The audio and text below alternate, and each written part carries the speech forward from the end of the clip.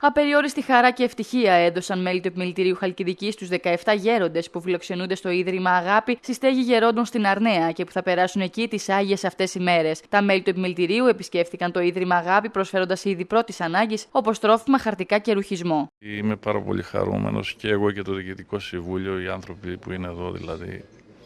Διότι μετά από μια επιστολή που έγινε από τον Αρχιμανδρίτη κύριο Χρυσόστομο και τον οποίο γνωρίσαμε και προσωπικά, ευαισθητοποιηθήκαμε και ενώ είχαμε την Τετάρτη ένα συμβούλιο, παρόλο που είναι λίγες ημέρες, κατορθώσαμε να συγκεντρώσουμε αρκετά προϊόντα.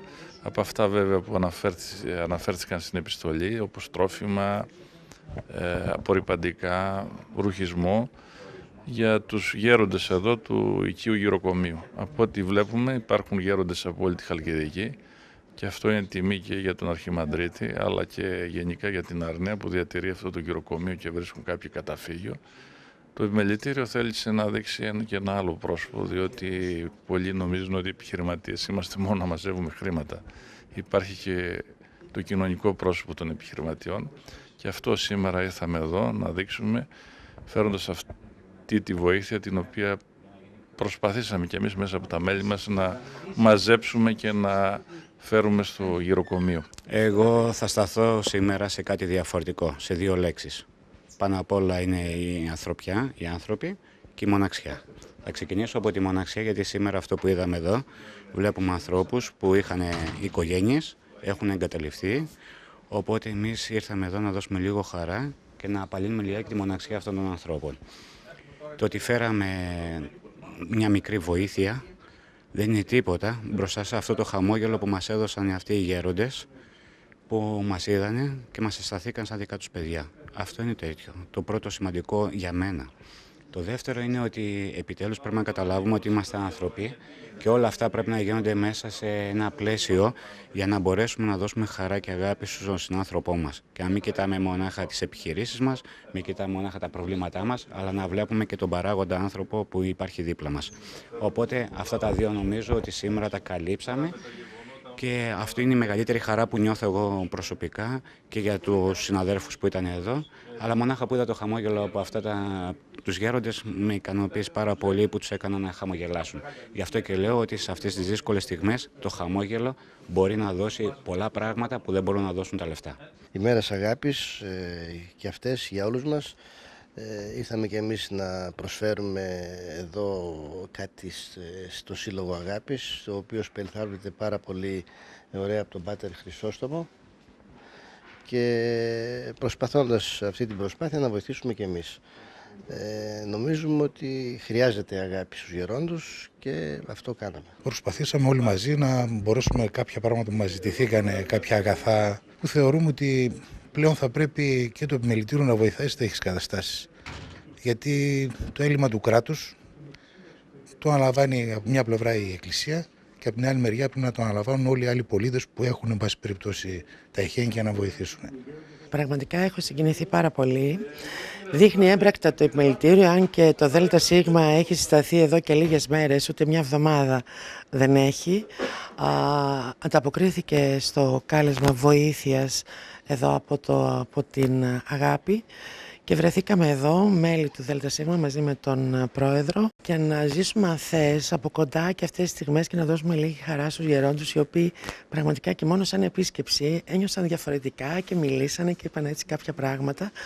Αυτό μας συγκίνησε και τι να πω τελικά, να πω ότι να είμαστε καλά, να είμαστε γεροί πάνω απ' όλα, να μπορούμε να προσφέρουμε ό,τι μπορούμε γιατί ακόμα εμείς αντέχουμε έτσι με τις όποιες δυσκολίες. Η επίσκεψη των μελών του Επιμελητηρίου γέμισε με χαμόγελα τα πρόσωπα των γερόντων καθώς τους κράτησαν έστω και λίγη συντροφιά αυτές τις γιορτινές μέρες. Για όλους μας να είναι καλές οι γιορτές και ευχάριστες και καλά γεράματα να έχουμε εμείς.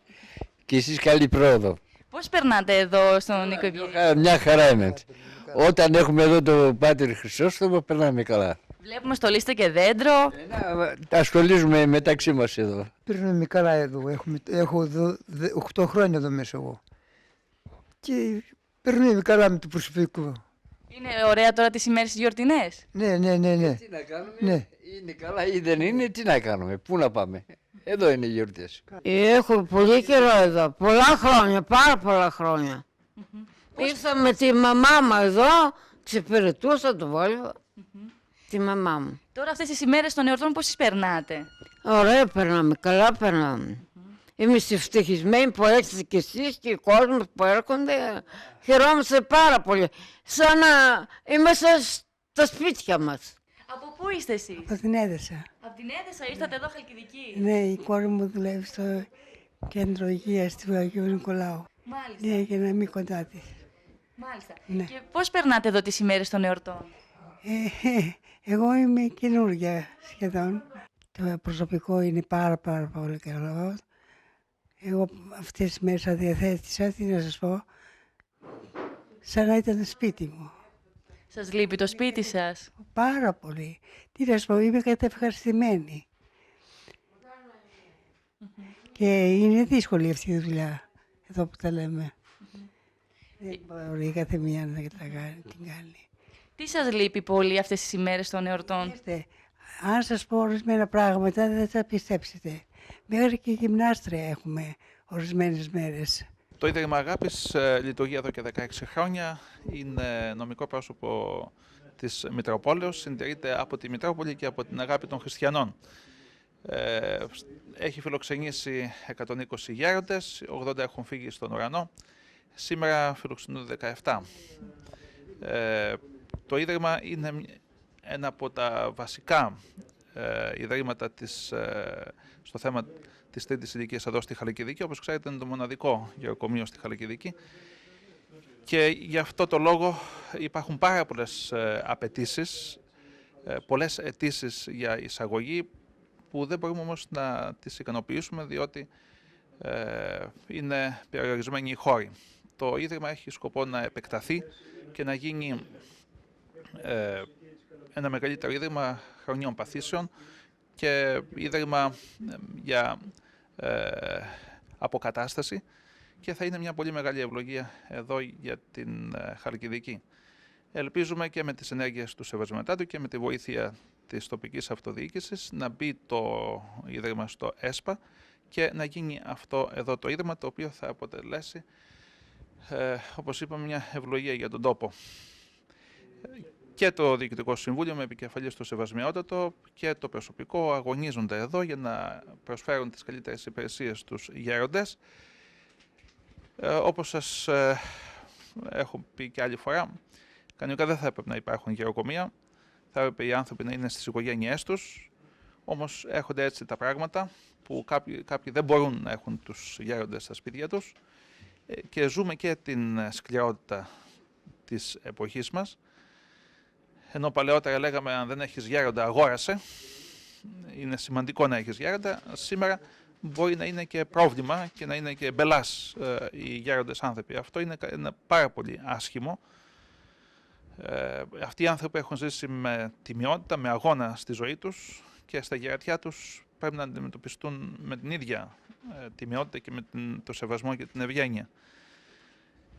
Πρέπει λοιπόν σαν χριστιανοί να ξαναδώσουμε νόημα στις σχέσεις μας, στην επικοινωνία μας, να ξαναζωντανέψουν οι αληθινές ανθρώπινες σχέσεις.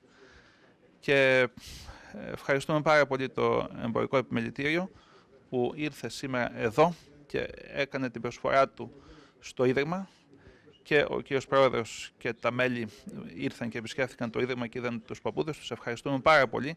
Πιστεύουμε ότι τέτοιες χειρονομίες βοηθούν, ζεσταίνουν τις καρδιές μας, δίνουν θάρρος για να συνεχίζουμε και για τους ίδιους που προσφέρουν είναι ευλογία και ευχόμαστε ο Χριστός και η Παναγία να τους ευλογεί. Ρωτήσατε για πώς γιορτάζουν οι παππούδες.